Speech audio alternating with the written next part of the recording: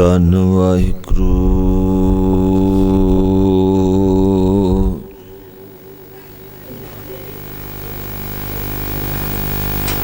ਸਾਹਿਬ JIO.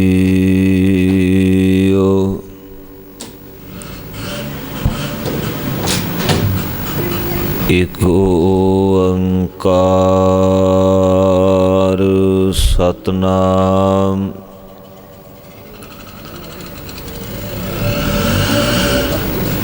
ਕਰਤਾ ਪੁਰਖ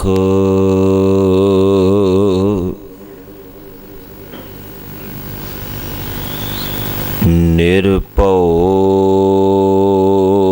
ਨਿਰਵੈਰ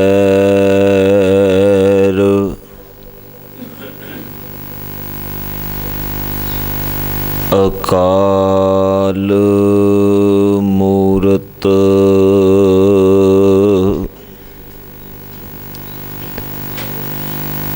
ਅਜੂਨੀ ਸੈਭੰ ਗੁਰ ਪ੍ਰਸਾਦ।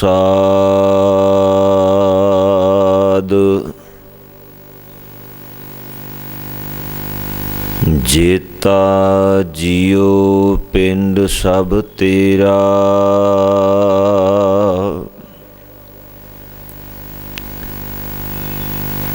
ਤੂੰ ਅੰਤਰ ਜਾਮੀ ਪੁਰਖ ਭਗਵਾਨ।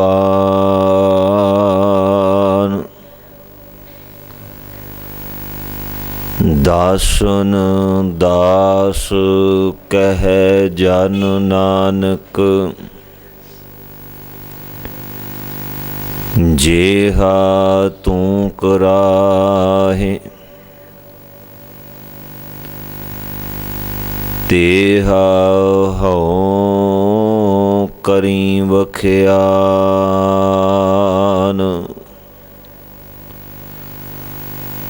ਤੁਮ ਸਭ ਸਾਜੇ ਸਾਜ ਨਿਵਾਜੇ, ਜੀਉ ਪਿੰਡ ਦੇਹ ਪ੍ਰਾਨਾ।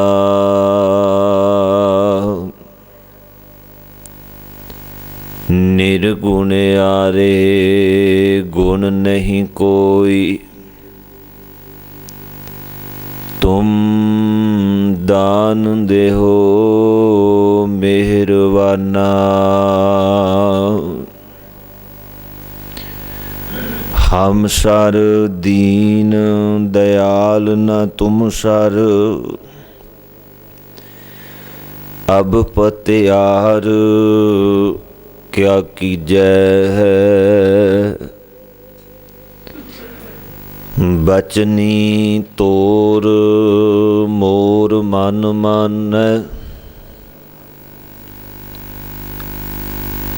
ਜਨ ਕੋ ਪੂਰਨ ਦੀਜੈ।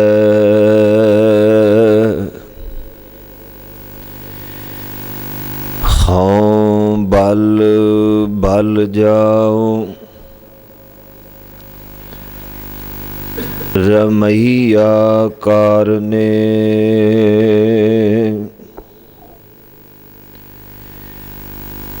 ਕਾਰਨ ਕਵਨ ਅਬੋਲ,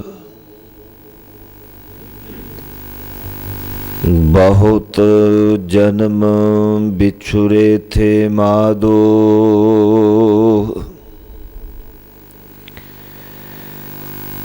ਇਹ ਜਨਮ ਤੁਮਾਰੇ ਲੇਖੇ,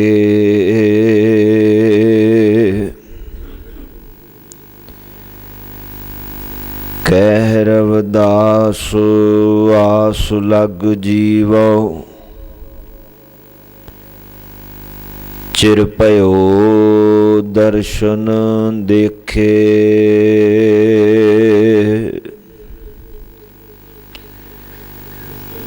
ਬਹੁਤ ਜਨਮ ਬਿਛੁੜੇ ਥੇ ਮਾਧੋ।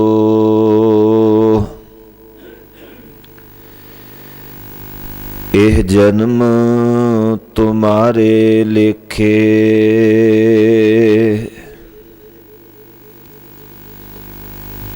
ਕਹਿ ਰਵਿਦਾਸ ਆਸ ਲਗ ਜੀਵੋ, ਚਿਰ ਭਇਓ ਦਰਸ਼ਨ ਦੇਖੇ।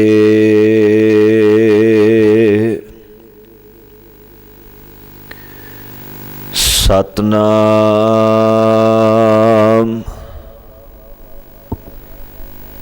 ਵਾਹਿਗੁਰੂ ਸਾਹਿਬ ਜੀਓ।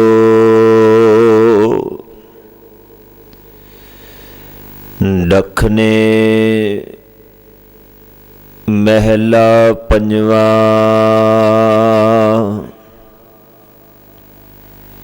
ਗਹਿੜੜਾ ਤ੍ਰਿਨ ਛਾਇਆ, ਗਾਫਲ ਜਲਿਓ ਪਾਏ। ਜਿਨਾ ਭਾਗ ਮਥਾੜੈ, ਤਿਨ ਉਸਤਾਦ ਪਨਾਹੈ। ਗਹਿੜੜਾ ਤ੍ਰਿਨ ਛਾਇਆ, ਗਾਫਲ ਜਲ ਉਹ ਪਾਏ। ਜਿਨਾ ਭਾਗ ਮਥਾੜੈ, ਤਿਨ ਉਸਤਾਦ ਪਨਾਹੇ। ਮਹਿਲਾ ਪੰਜਵਾ। ਨਾਨਕ ਪੀਠਾ ਪੱਕਾ ਸਾਜਿਆ, ਧਰਿਆ ਆਨ ਮੌਜੂਦ।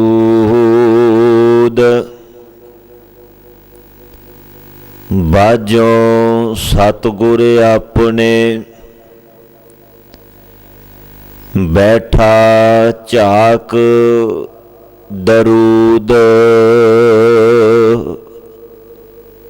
ਮਹਿਲਾ ਪੰਜਵਾ। ਨਾਨਕ ਭੁਸਰੀਆਂ ਪਕਾਈਆਂ, ਪਾਈਆਂ ਥਾਲੇ ਮਾਹੇ।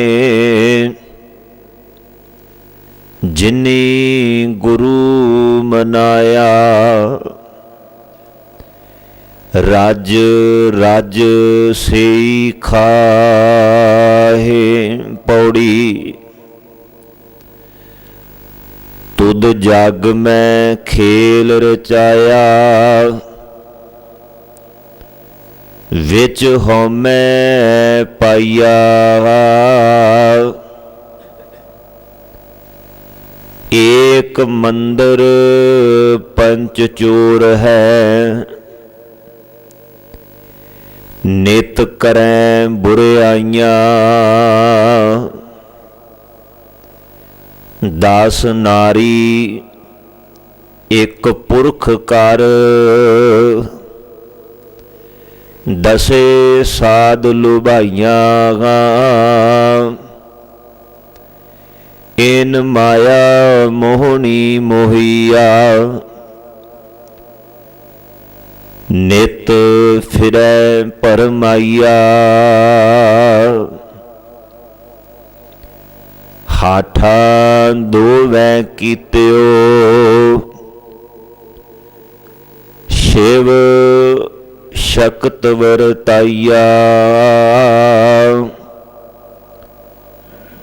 ਸ਼ਿਵ ਅੱਗੇ ਸ਼ਕਤੀ ਹਾਰਿਆ, ਏਵੈ ਹਰ ਭਾਈਆ।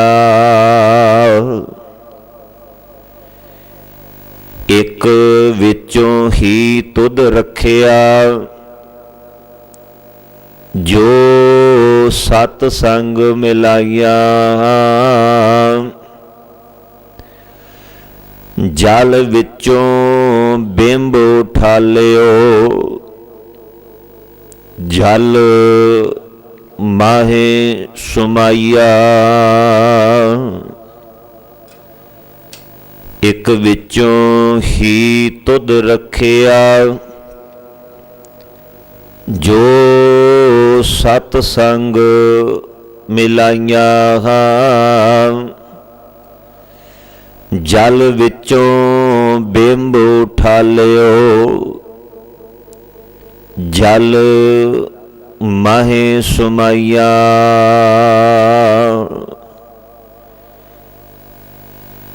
ਵਾਹਿਗੁਰੂ ਜੀ ਕਾ ਖਾਲਸਾ, ਵਾਹਿਗੁਰੂ ਜੀ ਕੀ ਫਤਿਹ। ਪਰਮ ਸਨਮਾਨਯੋਗ ਜੁਗੋ ਹੋ ਜੁਗ ਅਟਲ, ਰਹਿਮਤਾਂ ਦੇ ਸਾਗਰ, ਸਦੀਵੀ ਕਾਲ ਵਾਸਤੇ ਰਹਿਣ ਵਾਲੇ ਸਤਿਗੁਰੂ, ਧੰਨ ਧੰਨ ਸ਼੍ਰੀ ਗੁਰੂ ਗ੍ਰੰਥ ਸਾਹਿਬ ਸੱਚੇ ਪਾਤਸ਼ਾਹ ਜੀ ਦੇ ਸਜੇ ਹੋਏ ਪਵਿੱਤਰ ਪਾਵਨ ਗੁਰੂ ਕੇ ਅੰਮ੍ਰਿਤ ਵੇਲੇ ਦੇ ਦਰਬਾਰ ਦੀਆਂ ਹਾਜ਼ਰੀਆਂ ਭਰ ਰਹੇ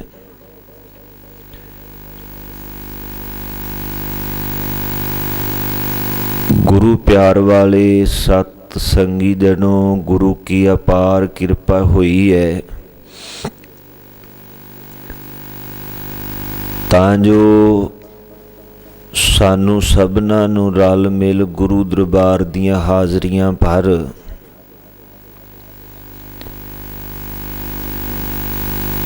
ਗੁਰੂ ਕੇ ਕਲਿਆਣਕਾਰੀ ਪਵਿੱਤਰ ਪਾਵਨ ਅੰਮ੍ਰਿਤ ਬਚਨ ਸ਼ਰਵਨ ਕਰਨ ਦਾ ਸੁਭਾਗ ਪ੍ਰਾਪਤ ਹੋਇਆ ਹੈ।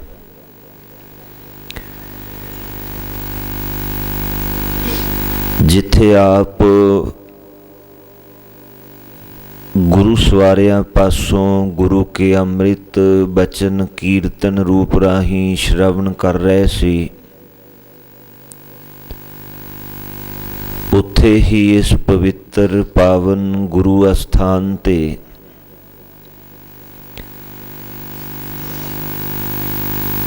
ਗੁਰੂ ਕੀ ਅੰਮ੍ਰਿਤ ਗੁਰਬਾਣੀ ਦੀ ਲੜੀਵਾਰ ਵਿਚਾਰ ਔਰ ਵਿਚਾਰ ਅਧੀਨ ਗੁਰੂ ਪੰਚਮ ਪਾਤਸ਼ਾਹ ਮਹਾਰਾਜ ਜੀ ਦੇ ਮੁਖਾਰਬਿੰਦ ਤੋਂ ਉਚਾਰਨ ਕੀਤੀ ਹੋਈ ਮਾਰੂ ਕੀ ਵਾਰ ਦੀ 6ਵੀਂ ਪੌੜੀ ਔਰ ਇਸ ਪੌੜੀ ਦੇ ਨਾਲ ਲੱਗਦੇ ਵਿਚਾਰ ਅਧੀਨ ਸ਼ਲੋਕ ਪਾਠ ਰੂਪ ਦੇ ਰਾਹੀਂ ਸ਼ਰਵਨ ਕੀਤੇ ਹਨ। ਹਜ਼ੂਰ ਨੇ ਅੱਜ ਦੇ ਇਹਨਾਂ ਪਾਵਨ ਪਵਿੱਤਰ ਬਚਨਾਂ ਦੇ ਰਾਹੀਂ ਜੋ ਉਪਦੇਸ਼ ਸਾਨੂੰ ਜੀਵਾਂ ਨੂੰ ਬਖਸ਼ਿਆ ਹੈ, ਉਸ ਦਾ ਸੰਖੇਪ ਭਾਵ ਸ਼ਬਦ ਦੀ ਵਿਚਾਰ ਪ੍ਰਰੰਭਣ ਤੋਂ ਪਹਿਲਾਂ ਸਾਡੇ ਸਭਨਾਂ ਲਈ ਵਿਚਾਰ ਲੈਣਾ ਅਤੀ ਜ਼ਰੂਰੀ ਹੈ ਤਾਂ ਜੋ ਗੁਰੂ ਕੇ ਅੰਮ੍ਰਿਤ ਬਚਨਾਂ ਦੀ ਵਿਚਾਰ ਕਰਦਿਆਂ ਸਾਨੂੰ ਇਹ ਸੌਖਾ ਸਮਝ ਪੈ ਸਕੇ ਵੀ ਅੱਜ ਵਿਚਾਰ ਅਧੀਨ ਬਚਨਾਂ ਦੇ ਰਾਹੀਂ ਸਤਿਗੁਰਾਂ ਨੇ ਮੇਰੇ ਲਈ ਇਹ ਉਪਦੇਸ਼ ਕਮਾਉਣ ਦੀ ਪ੍ਰੇਰਨਾ ਕੀਤੀ ਹੈ। ਹਜ਼ੂਰ ਕਿਰਪਾ ਕਰ ਰਹੇ ਨੇ, ਹੇ ਗਾਫਲ ਮਨੁੱਖ, ਤੇਰਾ ਸਰੀਰ ਮਾਨੋ ਇੱਕ ਛੱਪਰ ਹੈ। ਕੱਖ ਤੀਲੇ ਇਕੱਠੇ ਕਰਕੇ ਤੇ ਛੱਪਰ ਬਣਾ ਲਿਆ ਜਾਏ ਤੇ ਉਹਦੇ ਲਾਗੇ ਕਿਤੇ ਕੋਈ ਅੱਗ ਧੁਖ ਰਹੀ ਹੋਏ ਤੇ ਧੁਖਦੀ ਹੋਈ ਅੱਗ ਹੌਲੀ ਹੌਲੀ ਉਸ ਛੱਪਰ ਨੂੰ ਆਪਣੇ ਕਲਾਵੇ ਵਿੱਚ ਲੈ ਲਏ ਤੇ ਇਹ ਪ੍ਰਤੱਖ ਹੈ ਵੀ ਚੰਦ ਮਿੰਟਾਂ ਦੇ ਬਾਅਦ ਉਹ ਛੱਪਰ ਜਿਹੜਾ ਛਾਂ ਦਿੰਦਾ ਹੈ, ਗਰਮੀ ਤੋਂ ਸਰਦੀ ਤੋਂ ਸਰੀਰ ਦੀ ਰੱਖਿਆ ਕਰਦਾ ਹੈ, ਉਹ ਅੱਗ ਦੀਆਂ ਲਪਟਾਂ ਵਿੱਚ ਜਲ ਕੇ ਬਲ ਕੇ ਰਾਖ ਦੀ ਕੇਵਲ ਢੇਰੀ ਬਣ ਗਿਆ। ਗੁਰੂ ਸਾਹਿਬ ਕਹਿੰਦੇ ਵੀ ਆ ਜਿਹੜਾ ਸਰੀਰ ਮਾਨਸ ਜਨਮ ਵਿੱਚ ਮਨੁੱਖ ਤੈਨੂੰ ਮਿਲਿਆ ਨਾ, ਇਹਦੇ ਵੀ ਆਲੇ ਦਾਲੇ ਤ੍ਰਿਸ਼ਨਾ ਦੀ ਅੱਗ ਲਟਾ ਲਟ ਕਰ ਭਾਂਬੜ ਬਲ ਰਹੇ ਨੇ। ਤੂੰ ਯਤਨ ਕਰ ਬਈ ਆਪਣੇ ਇਸ ਸਰੀਰ ਨੂੰ ਤ੍ਰਿਸ਼ਨਾ ਦੀ ਅੱਗ ਤੋਂ ਬਚਾਉਣਾ ਹੈ। ਨਹੀਂ ਤੇ ਸਰੀਰ ਸੜ ਜਾਏਗਾ। ਹਜ਼ੂਰ ਬਖਸ਼ਿਸ਼ ਕਰ ਰਹੇ ਨੇ ਪਾਵਨ ਪਵਿੱਤਰ ਵਿਚਾਰ ਅਧੀਨ ਬਚਨਾਂ ਦੇ ਰਾਹੀਂ। ਫਿਰ ਜਿਨ੍ਹਾਂ ਦੇ ਭਾਗ ਮਥਾਹੜ ਹੈ ਚੰਗੇ ਹੁੰਦੇ ਨੇ ਨਾ, ਮਥਾਹੜ ਹੈ ਮੱਥੇ ਤੋਂ, ਜਿਨ੍ਹਾਂ ਦੇ ਭਾਗ ਚੰਗੇ ਕਹਿ ਲੋ, ਉਹਨਾਂ ਨੂੰ ਪਤਾ ਚੱਲ ਗਿਆ ਵੀ ਸਰੀਰ ਰੂਪੀ ਛੱਪਰ ਦੇ ਦਾਲੇ ਤ੍ਰਿਸ਼ਨਾ ਦੀ ਅੱਗ ਬਲ ਰਹੀ ਹੈ, ਸੜ ਸਕਦਾ, ਖਤਰਾ ਹੈ। ਉਹ ਫਿਰ ਇਸ ਸਰੀਰ ਨੂੰ ਬਚਾਉਣ ਵਾਸਤੇ ਉਸਤਾਦ ਦੀ ਪਨਾਹ ਵਿੱਚ ਜਾਂਦੇ ਨੇ। ਉਸਤਾਦ ਭਾਵ ਗੁਰੂ। ਉਹ ਭੱਜ ਪੈਂਦੇ ਨੇ ਵੀ ਜਾ ਕੇ ਗੁਰੂ ਕੋਲ ਸੰਗਤ ਵਿੱਚ ਬੈਠੀਏ ਤਾਂ ਜੋ ਸਾਡੇ ਇਸ ਸਰੀਰ ਦਾ ਬਚਾਅ ਹੋ ਸਕੇ। ਫਿਰ ਹਜ਼ੂਰ ਨੇ ਨਾਲ ਬਚਨ ਵਿਚਾਰ ਅਧੀਨ ਬਖਸ਼ਿਓ ਨੇ ਕਿ ਹੇ ਨਾਨਕ, ਮਨੁੱਖ ਨੇ ਅਨਾਜ ਲੈ ਕੇ ਨਾ, ਅੰਨ, ਉਹਨਾਂ ਦਾਣਿਆਂ ਨੂੰ ਚੱਕੀ ਤੇ ਪੀਐ ਤੇ ਪੀਣ ਤੋਂ ਬਾਅਦ ਉਹਨੂੰ ਬਣਾਇਆ, ਭੋਜਨ ਪੱਕ ਕੇ ਤਿਆਰ ਹੋਇਆ ਤੇ ਥਾਲ ਵਿੱਚ ਪਰੋਸ ਲਿਆ। ਇਸਲਾਮ ਦੇ ਅੰਦਰ ਈਦ ਵਾਲੇ ਦਿਨ ਮੁਸਲਮਾਨ ਲੋਕ ਕੀ ਕਰਦੇ ਨੇ ਵੀ ਬੜੀ ਭਾਰੀ ਗਿਣਤੀ ਵਿੱਚ ਦਾਲ ਸਬਜ਼ੀਆਂ ਵਗੈਰਾ ਅਨਾਜ ਉਹਨਾਂ ਨੇ ਰਿੰਨਣਾ, ਪਕਾਉਣਾ, ਐਨ ਚੰਗੀ ਤਰ੍ਹਾਂ ਪਰੋਸ ਕੇ ਨਾ, ਤੇ ਫਿਰ ਹੁਣ ਘਰ ਦੇ ਨਿਆਣੇ ਵੇਖਦੇ ਨੇ ਵੀ ਤਰ੍ਹਾਂ ਤਰ੍ਹਾਂ ਦੇ ਪਕਵਾਨ ਪੱਕੇ ਨੇ, ਭੁੱਖ ਲੱਗੀ ਏ ਕਦੋਂ ਖਾਈਏ। ਪਰ ਇਸਲਾਮ ਵਿੱਚ ਇੱਕ ਮਰਜ਼ਾਦਾ ਹੈ, ਈਦ ਵਾਲੇ ਦਿਨ ਭੋਜਨ ਪਕਾ ਕੇ ਤੇ ਰੱਖ ਲਿਆ ਜਾਂਦਾ ਹੈ। ਉਹ ਫਿਰ ਆਪਣੇ ਕਾਜ਼ੀ ਨੂੰ ਸੱਦਦੇ ਨੇ, ਜਿਹੜਾ ਉਹਨਾਂ ਦਾ ਧਰਮ ਦਾ ਉਸ ਵਕਤ ਦਾ ਆਗੂ ਹੈ। ਉਹ ਪਕਾ ਕੇ ਰੱਖਿਆ ਹੋਇਆ ਭੋਜਨ ਜੀ ਭਿਆਣੇ ਪਰਿਵਾਰ ਦੇ ਬੱਚੇ ਵੇਖਦੇ ਨੇ ਵੀ ਕਦੋਂ ਛਕੀਏ ਤੇ ਜਿਹੜੀ ਪੇਟ ਦੀ ਅੱਗ ਹੈ ਉਹ ਤ੍ਰਿਪਤ ਹੋ ਜਾਏ, ਇਹਨੂੰ ਸ਼ਾਂਤੀ ਮਿਲੇ। ਓਨੀ ਦੇਰ ਉਹ ਬੈਠੇ ਝਾਕਦੇ ਰਹਿੰਦੇ ਨੇ ਜਿੰਨੀ ਦੇਰ ਆ ਕੇ ਕਾਜ਼ੀ ਉਹਦੇ ਉੱਪਰ ਦਰੂਦ ਦਾ ਅਰਥ ਹੁੰਦਾ ਹੈ ਅਰਦਾਸ, ਉਹ ਆਏਗਾ, ਸਾਰੇ ਭੋਜਨ ਤੇ ਉਹ ਖੁਦਾ ਦੇ ਨਾਂ ਦੀ ਅਰਦਾਸ ਕਰੇਗਾ ਤੇ ਫਿਰ ਉਹ ਆਰਡਰ ਦੇਗਾ ਵੀ ਹੁਣ ਤੁਸੀਂ ਵੀ ਛਕੋ, ਨਿਆਣਿਆਂ ਨੂੰ ਛਕਾਓ। ਜਿੰਨੀ ਦੇਰ ਨਹੀਂ ਆਉਂਦਾ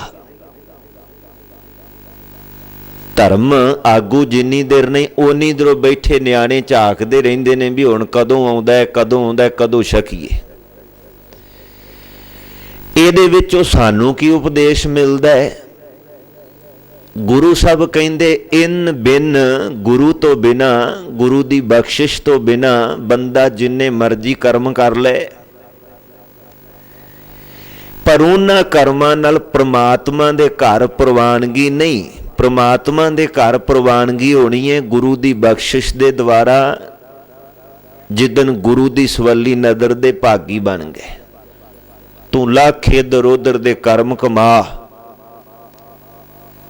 ते तू कह भी मैनू गुरु वाला बनने की लोड़ ही नहीं। तो गुरु साहब कहते ने भी नहीं, जिन्नी देर गुरु की सवली नदर दे भागी नहीं ना बनते, जिन्नी देर वो काजी आके उस भोजन ते अपनी अरदास नहीं खुदा दे नां दी कर दिंदा, भोजन छकण दे लायक नहीं। जिन्नी देर साडे भी कीते हुए काम वो भावें धर्म दे भी क्यों ना होण, पर जे वो गुरबाणी दे अनुकूल गुरु की बख्शिश दे पात्र ना बने तो सानू भी वो काम मालक दे घर प्रवान नहीं करवा सकते। अगे बख्शिश कीती उन्हें, कहन लगे हे नानक, जिन्हां ने भों ते रख के ना, भों ते हुण तां जमाना इन्नी तरक्की कर गया भी कई अगे इदां दे गरीब वेखदे सन भी जिन्हां ने प्रशादा पकाउणा ते तवा ना होना, ते उन्हां की करना भी टुटा फुटा भांडा बर्तन मिट्टी दा कोई होना ते उस बब्बर नूं तपा के ना ਉਹਦੇ ਉੱਪਰ ही उन्हें फुलका ला के छक लैन, जां होर नहीं ते धरती नूं तपा लेना, धरती नूं। अज भी पीर खानियां ते जिहड़े रोट चढ़ाउंदे ने ना, मुसलमान तां नहीं चढ़ाउंदे, वो इस करके नहीं चढ़ाउंदे क्योंकि सिखां ने अपनी जिम्मेवारी लै ली है ना भी परवाह ना करो, असीं बैठे हां, तुहानूं करन दी की लोड़ है। वो रोट बड़ा तकड़ा धरती नूं तपा लैंदे ने, पहलां रख के ना बालन वगैरह चंगी तरह अग बाल बाल के बाल धरती नूं गर्म कर लेना, ते फिर सवाह नूं कूच के ते उहदे उपर बड़ा तकड़ा मन रोट पकाउणा। भूं दा अर्थ है धरती, धरती ते पकाई हुई रोटी जिहड़ी उहनूं भुसरी कहा जांदा है। इहनूं प्रोफैसर साहब सिंह जी होरां ने गुड़ विच मिला के मिक्स करके बनाई हुई रोटी जिहड़ी रोट धरती दा आसरा लैके धरती तपा के बनाई जाए उहनूं भुसरी कहा जाता है। पका लियां, थाल विच भी पा लियां, पर हजूर कहंदे भी कोई गरीब बेचारा धरती नूं तपा के भी रोटी पका के जे उहदा अंदर गुरु नाल जुड़िया है ते तृप्त अंदर तौर ते वो गरीब ही होया है। ये नहीं कि तरह तरह के चटपटे खा के गुरु का उपदेश नहीं चेते, गुरु की गल नहीं मनी तो डकार के भोजन सुता होया है, गुरु वाले पासे ध्यान ही नहीं गया।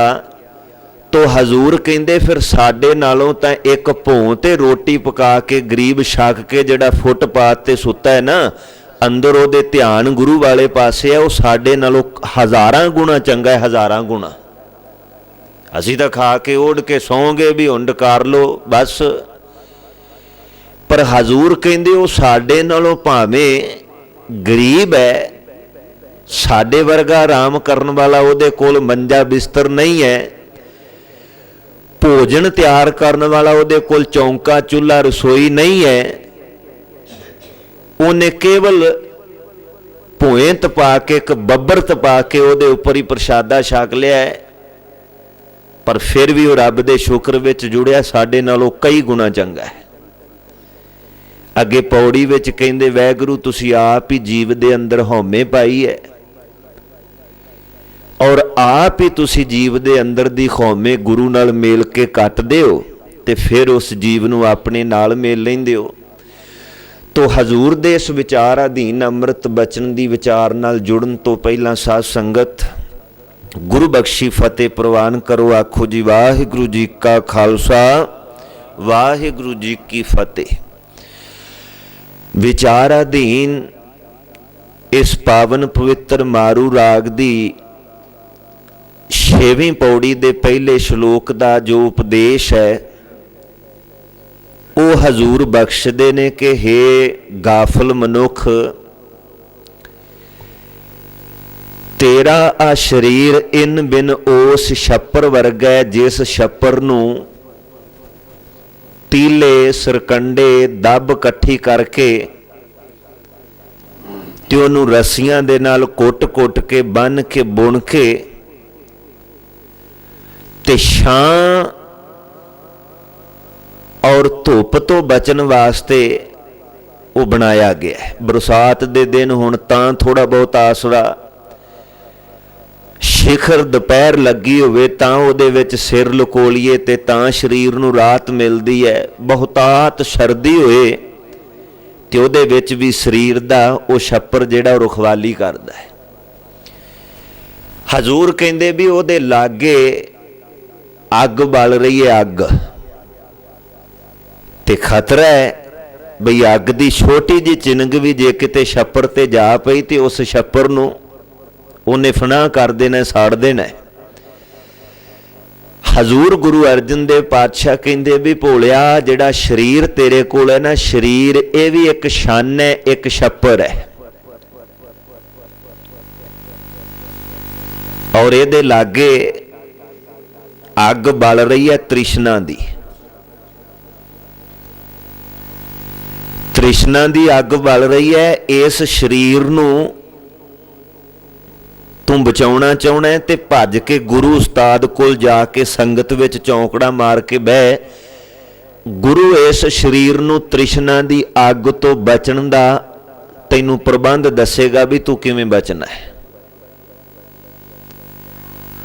तो हजूर कहंदे ने भी जे तृष्णा तो बचना है ते अपने आर पार कीतिया नहीं, तृष्णा तो बचा करदा गुरु दा उपदेश, गुरु दी विचार, गुरु दी चरण शरण, गुरु दी हजूरी, गुरु दी संगत और संगत विच बह के सुनिया उपदेश। कला सुनिया ही बचा नहीं करेगा। सुन के गुरु दे उपदेश नूं जदों आपां मन्नांगे ते फिर अवश्य साडे इस शरीर दा तृष्णा तो खैड़ा छुट जाएगा, इहदा बचाव होएगा। पढ़ दिओ ना हजूर दी अमृत गुरबाणी विचों बचन, तृष्णा बूझै हर कै नाम। बुझदी है तृष्णा, ये नहीं भी तृष्णालु मन जो कहंदा मैनू ओ दे दे, आ भी दे दे, आ भी, इवें नहीं बुझनी। हालत साडी ऐसी है भी अग बल रही होवे ना, अग ते कोई ये पूछे भी इनू किवें बुझाउणा है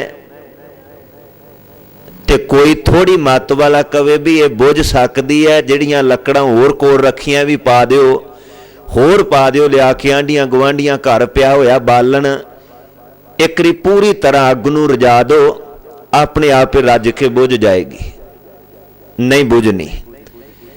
तुसी दुनिया भर दी लकड़ बल रही अग विच पा के भी अग नूं कहीए ना भी इहनूं रजा दीए रज जाए, तो हजूर कहंदे नहीं, ये रजन इन बिन हालत ऐसी मनदी है। ये जदों तृष्णा दी अग लटालट कारे नूं साड़दी है, असी चाहुंदे आ भी शायद होर जो मंगदा है तृष्णालु बिरती इनू दे दिए, शायद ये टिक जाएगा। इन्हें टिकना कोई नहीं, ये फिर गां होर हाथ पसारदा भी आ भी मिल जाए, ओ भी मिल जाए। जिमें जिमें तुसी अग विच लकड़ पाउंदे जाओगे, लाटां त्यों त्यों वधदियां जाणगियां, अग ने कोई नहीं रजना। इसे तरह बंदिया मन नूं लगी कोई तृष्णा दी भुख, तृष्णा दी अग, ये भी नहीं रज सकदी। तू भावें समुची दुनिया अपने नाम करवा ला, फिर